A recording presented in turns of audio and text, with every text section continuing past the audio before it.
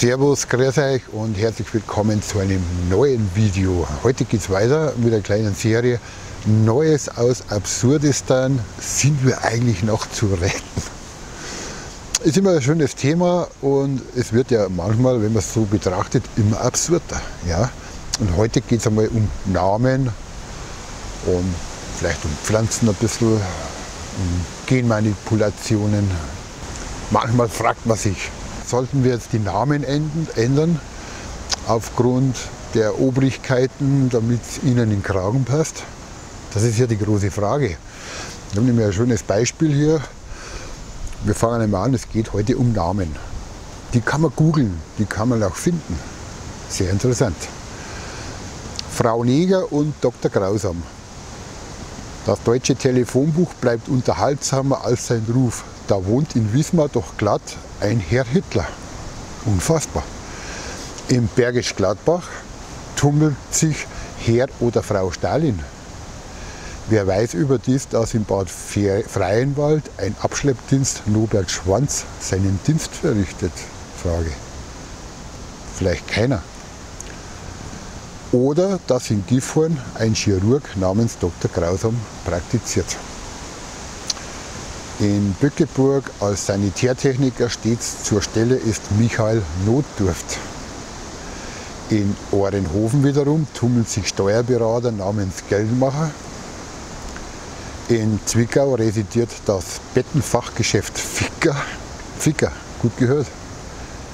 Und in Mülheim verköstigt die Bäckerei Kotz. Und auch nicht zu vergessen die Fahrschule Folter in Kaufbeuren. Also einfach mal googeln, ob man solche Namen findet. Und die gibt es auch noch. Und warum sollte man sie jetzt ändern? Ebenso die umtriebigen Totengräber von Geile Bestattungen in Essen, Beifang oder Bifang. Oder der Urologe Uwe Sackmann in Saulgau.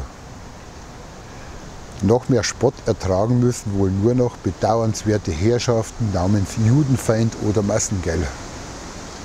Klar, unfassbar. Die bundesweit gleich mehrfach aufgelistet sind. Apropos, über 100 Menschen in Deutschland heißen bis heute mit Nachnamen Neger. Es ist so. Sollte man die Namen jetzt ändern oder nicht? Schreibt es mal in die Kommentare, würde mich interessieren. Ich finde es absurd, lassen wie es ist. Ganz einfach. Da gibt es ein Neger-Beerdigungsinstitut in Leimen oder eine Neger-Bedachungs GmbH in Mainz. Müssen sich all diese unbescholtenen Bürger einer besseren Welt zuliebe nun ebenfalls umbenennen? Also ich sage, bitte nicht. Lass es so, wie es ist. Ja, das war Neues aus Absurdistan. Ist die Welt, sind wir eigentlich noch zu retten? Also es ist wirklich unfassbar absurd, aber es gibt es immer wieder. Ich habe noch mal eine kleine Geschichte da für euch. Und zwar, Gott vergibt, die Natur leider nicht. Die Natur kommuniziert ohne Unterlass, obwohl wir sie kaum noch verstehen. Was verspürt ein Baum, wenn wir ihn mit Pestiziden besprühen? Was war das für sich? Irgendein Gequietsche. Ja, wir haben es recht windig hier.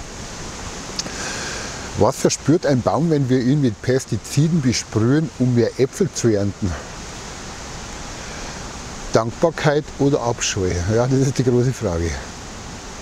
Was empfindet eine genmanipulierte Turbo-Maisstaude mit Terminator-Genen, wenn wir sie von der Last ihrer Superkolben erlösen? Erleichterung wegen aktiver Sterbehilfe? Könnte sein.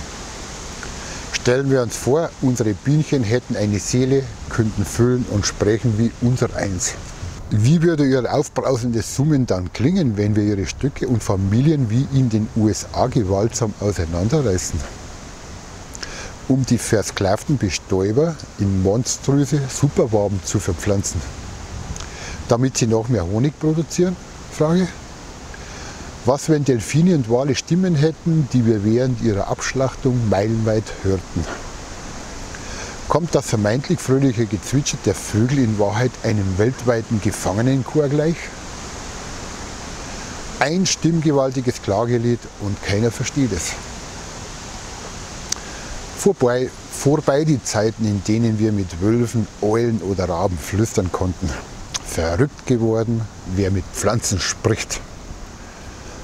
Für bescheuert erklärt, wer Bäume umarmt oder Kürbisse streichelt, um ihr Wachstum zu fördern. Selbstherrlich sprechen wir Pflanzen, Pilzen oder Insekten jedes Fünkchen Bewusstsein ab. Größenwahnsinnig trauen wir der winzigsten Kreatur keine Gefühle zu, weil wir uns ihr Überlegen fühlen. Ist das alles menschlich? Ich befürchte es. Das war's. Neues aus Absurdistan. Sind wir eigentlich noch zu retten? Danke fürs Zuschauen, meine Lieben. Lasst ein Abo da. Auf Kommentare würde ich mich freuen. Und dann würde ich sagen, wir sehen uns wieder beim nächsten Video. Helmut, die Anker Filmschmiede. Macht's es gut. Servus und danke nochmal fürs Reinschauen. Für euch.